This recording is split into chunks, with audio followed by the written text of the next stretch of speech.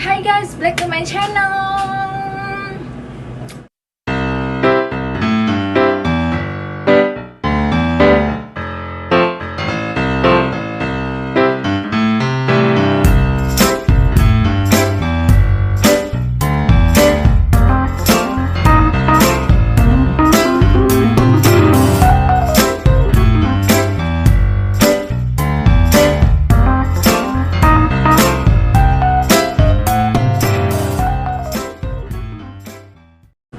Jangan lupa like, comment, and subscribe channel aku. Terima kasih. Nah, maaf banget yo guys, yo background iki ning pawon ya jenenge babu cah yo malah harap dimaklumi.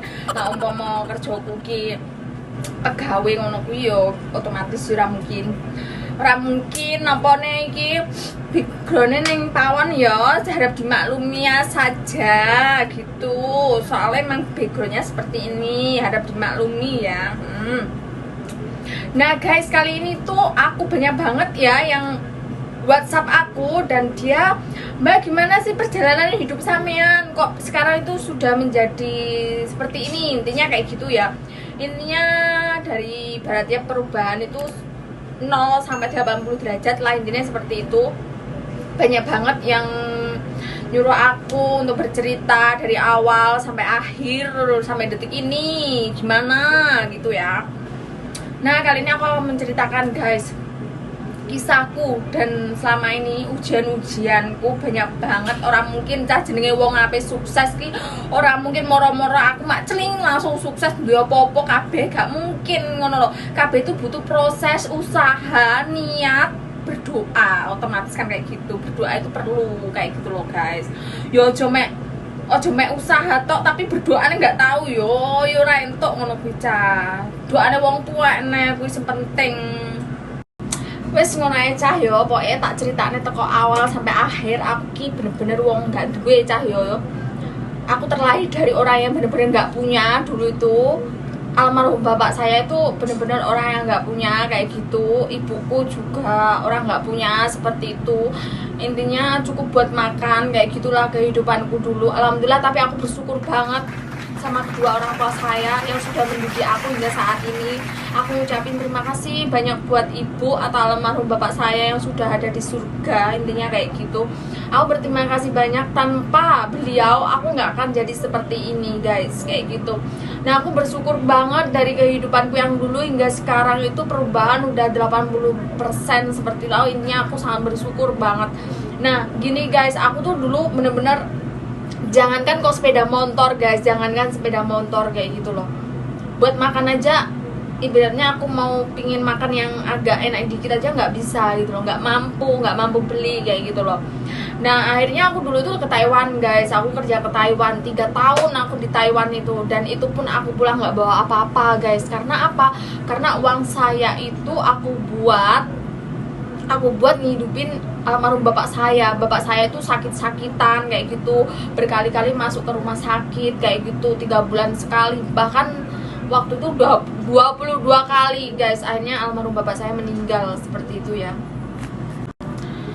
Nah terus akhirnya waktu itu aku inget banget gimana rasanya waktu di Taiwan itu ya guys ya. Aku bener-bener inget banget rasanya pulang nggak bawa uang, dan itu pun aku cuma bisa membeli sepeda motor Vario guys, tapi itu kredit guys ya nih, tak mau ngicah. Aku dan bener-bener uang aja nggak punya aku guys, sumpah demi Allah. Bahkan itu pun kreditnya kurang 8 bulan atau 7 bulan waktu itu seingatku kayak gitu. Nah itu pun aku kayak gimana caranya aku bisa melunasi itu semua kayak gitu. Ya Allah rasanya guys bener-bener terpuruk, bener-bener ujian itu bener-bener menurut aku membuat aku berat banget. Sebenarnya sih aku ngerasain berat kayak gitu loh, tapi aku pura-pura bisa gitu loh di depan almarhum bapak saya, di depan ibu saya kayak gitu. Dan waktu itu almarhum bapak saya tuh pernah bilang kayak gini, ya Allah dek, gara-gara bapak uang kamu habis kayak gitu. Nah yang saya pikirkan kesehatan orang tua saya yang penting guys, daripada aku punya uang tapi orang tua saya sakit kan kayak gitu. Lebih baik saya nggak punya uang tapi orang tua saya itu sehat seperti itu. Dan setelah itu ujian itu banyak banget dan itu tidak bisa aku ceritakan waktu sepulang dari Taiwan ya, intinya kayak gitu.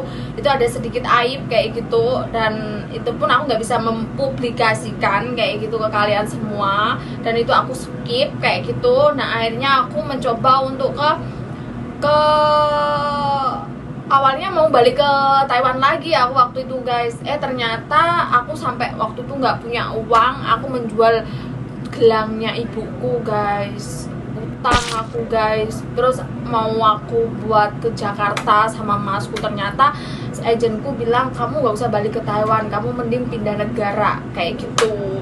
Nah setelah itu aku pindah negara ke Hong Kong lah saya. Nah di Hong Kong aku tuh awal mulanya di Hong Kong itu masih nggak punya apa-apa kayak gitu ya guys ya. Terus akhirnya aku terus berusaha dan aku pun menjual all shop kayak gitu, dan alhamdulillah sedikit demi sedikit aku kayak ada rezeki kayak gitu ya guys ya. Sedikit demi sedikit rezeki saya aku kumpulin kayak gitu, alhamdulillah sampai terkenal lah aku, all shopku sampai terkenal lah kayak gitu, banyak yang tahu aku,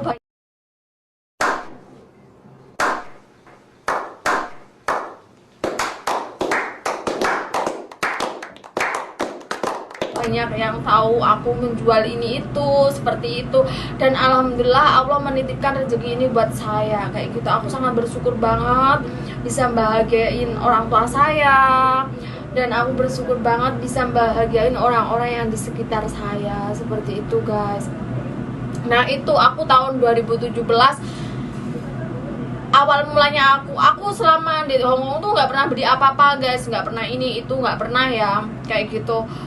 Di tahun 2017 lah aku langsung kayak terjun kayak gitu, terjun langsung aku beli ini beli itu. 2017 itu aku membikinin rumah masku kayak gitu.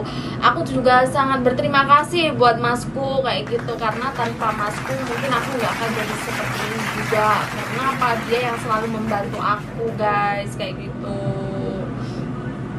Yaitu aku tanpa masku pun aku juga nggak akan jadi seperti ini juga guys, karena apa, masku itu yang kayak ngerenah-ngerenahnya aku, yang kayak tak suruh kesana kesini, masku tuh mau kayak gitu, bener-bener bisa kayak mendukung adiknya kayak gitulah. Terus akhirnya kayak almarhum bapakku tuh selalu bilang, uang kamu kumpulin deh buat ini itu. Benar-benar orang tua saya tuh kayak ngasih tahu anaknya itu bener-bener kayak aku tuh konsen dengan tujuan saya kayak gitu. Dan akhirnya aku tahun 2017 tuh bikin rumah masku, dan itu pun belum selesai waktu itu guys. Ternyata di samping rumahku tuh ada tanah yang dijual kayak gitu. Alhamdulillah aku padahal waktu itu nggak punya uang guys, tapi nggak tahu kok kenapa aku bisa beli seperti itu loh. Uangnya itu ya aku kumpulin ya. Alhamdulillah, intinya dari perjalananku itu bener-bener berat guys, menurut aku benar, tapi kayak nggak tak rasa gitu loh, kayak aku kuat, aku bisa kayak gitu. Nah akhirnya setelah itu tahun 2018 aku bikinin rumah untuk ibu saya ya, sama almarhum bapak saya kayak gitu. Nah intinya aku berterima kasih banyak buat kedua orang tua saya yang sudah mendidik saya hingga saat ini kayak gitu. Nah mendoakan saya sampai ke detik ini kayak gitu, aku sangat bersyukur banget. Dan tahun 2017 aku beli mobil, tahun 2017 aku juga beli mobil kayak gitu. Kenapa sih aku beli mobil? Karena almarhum bapak itu sakit-sakitan guys, jadi aku untuk daripada bapakku digonceng sepeda motor kan, itu nggak bisa banget, aku nggak bisa banget melihat orang tua saya kayak gitu, kehujanan, kepanasan kayak gitu. Nah akhirnya aku untuk membeli mobil kayak gitu guys tahun 2017 akhir lah, aku ingat waktu itu aku mau cuti kok. Nah tahun 2018 aku bikinin rumah ibuku sama almarhum bapakku, alhamdulillah seperti itu. Tahun 2019 aku nikah guys.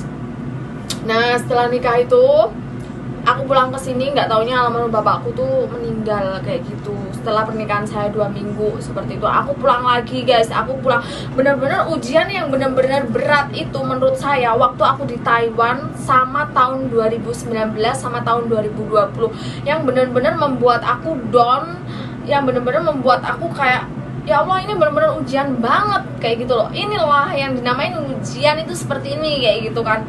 Nah tahun 2019 aku setelah nikah itu bapakku meninggal guys. Aku udah pulang ke Hong Kong, nggak taunya bapakku meninggal. Aku pulang lagi ke Indonesia guys. Nah aku pulang ke Indonesia itu mau peluang ke Hong Kong itu tiketku tuh kobong guys, hangus tiketku itu.